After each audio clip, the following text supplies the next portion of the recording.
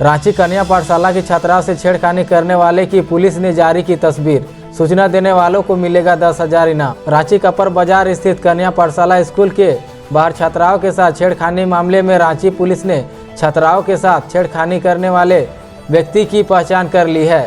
छेड़खानी करने वाले का नाम फिरोज अली है। वह हिंद पीढ़ी के नाला रोड के गली नंबर 8 का रहने वाला है। पुलिस को फिरोज अली के बारे में जो सूचना देगा उसे 10,000 रुपये का इनाम दिया जाएगा। सूचना देने वालों का नाम गोपनीय रखा जाएगा। टल गया one nation one election bill, अब सोमवार को लोकसभा में नहीं होगा पे। नई दिल्ली केंद्र सरकार ने लगातार वन नेशन वन इलेक्शन के मुद्दे उठा रही है। उम्मीद की जा रही थी कि केंद्रीय कानून मंत्री अर्जुन राम मेघवाल सोमवार 16 दिसंबर को लोकसभा में दी यूनियन टेरिटरीज संशोधन बिल 2024 संविधान संशोधन बिल 129 पेश करेंगे, लेकिन अब इस बिल को लेकर केंद्र ने एक बड़ा फैसला किया है। जानकारी के अनुसार अब इस बिल को सोमवार को पेश नहीं किया जाएगा। 16 दिसंबर की सोमवार की संशोधित कार्यसूची में एक राष्ट्र एक चुनाव विधेयक सूचीबद्ध नहीं है। इसे कल 16 दिसंबर लोकसभा में पेश नहीं किया जा सकेगा। सिसई लैंपस में धान अधिप्राप्ति के लिए क्रय केंद्र का हुआ उद्घाटन। प्रति क्विंटल 2300 और 100 रुपये बोनस के साथ धान केवल निबंधित किसानों से लिया जाएगा। सिसई लैंपस लिमिटेड सिसई में रविवार की दोपहर को धान अधिप्राप्ति 2024-2025 के लिए क्रय केंद्र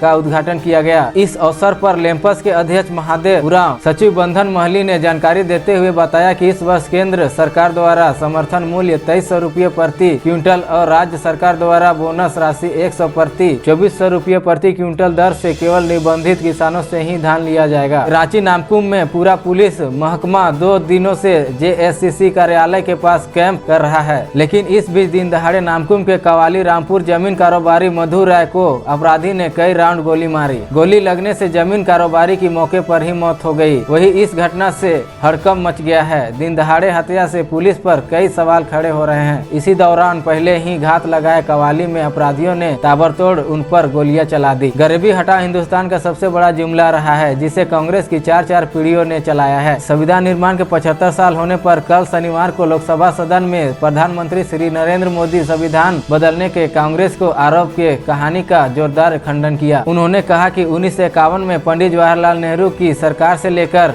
मनमोहन सिंह के कार्यकाल तक और गांधी परिवार ने संविधान को अनेक बार तार करने का काम किया है। पूर्वी क्षेत्र की जीप सदस्य गंगोत्री देवी ने DC को सौंपा आवेदन। ब्लॉक मैदान के हमीद नगर शंकर मोची के घर से नासिर खान के घर तक गार्डवाल निर्माण कार्य रद्द करने की मांग। जीप सदस्य में DC को बताए बिना जरूरत का है गार्डवाल का निर्माण कार्य। जीप सदस्य ने कहा सरकारी राशि को बंदरबाट नहीं होने दिया जाएगा। निर्माण कार्य रद्द नहीं होगा तो जोरदार आंदोलन किया जाएगा। रांची झारखंड में हेमंत सरकार ने आम लोगों की सुविधा को लेकर बड़ा फैसला लिया है, जिसके तहत छोटे छोटे कामों के लिए अब बार दफ्तरों का चक्कर लगाने की जरूरत नहीं है। सरकार ने सिटीजन चार्टर लागू किया है, जिसके तहत तय समय सीमा के भीतर लोगों का काम पूरा करना होगा। कार्मिक एवं प्रशासनिक सुधार विभाग की तरफ से जारी अधिसूचना में निर्धारित अवधि में आवश्यक प्रमाण पत्र और जानकारी लोगों को उपलब्ध करानी होगी। चानो में धान की खरीदारी आज से शुरू। मांडर चानो प्रखंड में सरकारी दर पर धान की खरीदारी करने का काम आज से शुरू हो जाएगा। प्रखंड सोस लैंपस में चानो के किसान अपने धान की बिक्री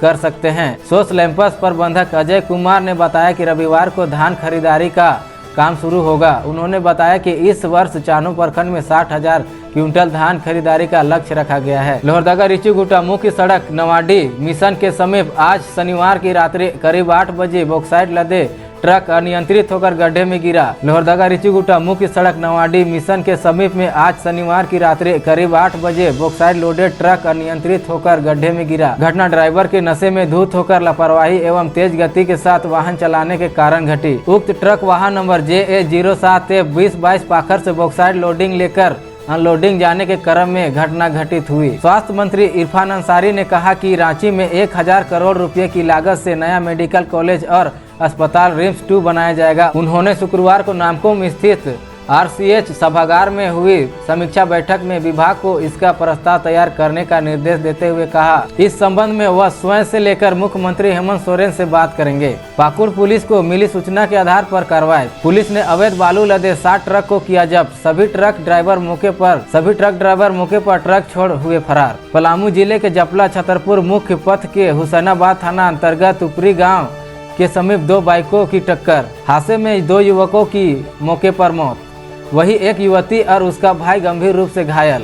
वही घटना से आक्रोशित ग्रामीणों ने जपला छतरपुर रोड किया जाम। डीजीपी अनुराग गुप्ता ने रायकेला के चांडिल थाना प्रभारी को निलंबित कर दिया है। डीजीपी ने बताया कि सीआईडी की रिपोर्ट के बाद चांडिल थाना प्रभारी वरुण यादव को निलंबित कर दिया गया है। गौरतलब है कि डीजीपी अनुराग गुप्ता ने आम जनता से बदसलूकी करने वाले पुलिस कर्मियों पर सख्त कार्रवाई करने की बात कही थी। इसको लेकर डीजीपी ने रेंज के डीआईजी और जिले के एसपी को आदेश जारी किया था। डीजीपी ने राज्य के सभी जिलों के थाना प्रभारी और अन्य कर्मियों को आम जनता के प्रति अच्छे व्यवहार को लेकर कई दिशा निर्देश भी जारी किए थे। खूंटी जिले के पुलिस ने पिछले 4 दिनों से 37.3 एकड़ में लगे अफीम की फसलों को नष्ट कर दिया। 14 दिसंबर को पुलिस ने खूंटी सदर थाना क्षेत्र अंतर्गत सिंभुकेल में 2 एकड़, अड़क्की थाना क्षेत्र के सरमाली में 2 एकड़, मारंग हादा के चडोर में 1 एकड़, अड़क्की थाना क्षेत्र के सरमाली में 2 एकड़, मरग हादा के चडोर में 1.5 एकड़, सोयको थाना क्षेत्र के सलगा गाँव में 2 एकड़ और मुरहू के मलियादा गाँव में 2 एकड़ में लगे अफीम की फसलों को पुलिस ने नष्ट कर दिया।